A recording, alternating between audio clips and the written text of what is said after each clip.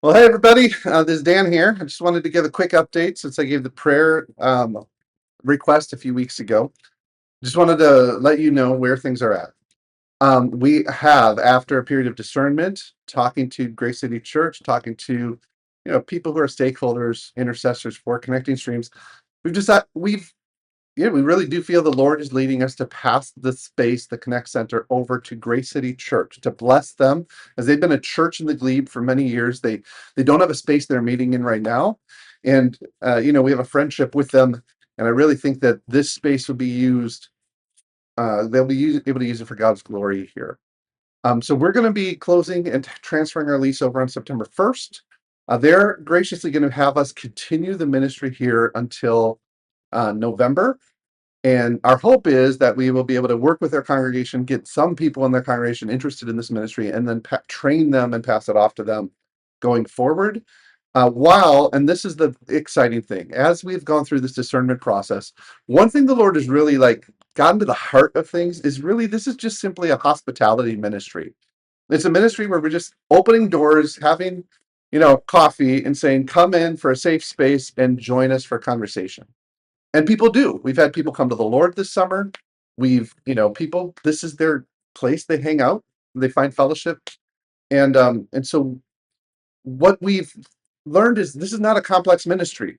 We're not feeding everybody. We sometimes we have refreshments and things, but we're not giving lunches. We're not finding people housing. Sometimes we'll do some advocacy, but for the most part, this is just opening up, welcoming people into a safe space. Any church could do this. And so that's really what our challenge is. We're kicking ourselves out of the nest that we might train. Our prayer is that this fall we can train 3 or 4 churches in the downtown core into this sort of hospitality ministry. Too many churches just lock the doors during the week. And we can find volunteers and we can find people to staff. And so that's our hope, is that we'll find 3 or 4 churches to multiply this in Ottawa, and then can actually take it across the country through Connecting Streams. So we really believe that's where the Lord is leading us, because that's our mission, is to multiply communities on mission, walking alongside the vulnerable. And so we have to challenge ourselves to see if God's gonna. We've been here for 4 years, have been a great time. It's bittersweet to be packing up my office right now, but this is our calling, is to work with churches to multiply these communities on mission, for the sake of walking alongside the vulnerable. And that's what we're doing, intend to do. So that's the update. Also, please pray for my family, and this is exciting. Uh, Next week, Jean and I and our kids are going to be going to Japan. It's our family vacation. Jean has been saving up for the last number of years so that we might take our kids on one kind of last family vacation. They're getting older. Two of them are moved out of the house. And we are celebrating our 25th wedding anniversary. Jean and I are both going to be turning 50 on our trip to Japan.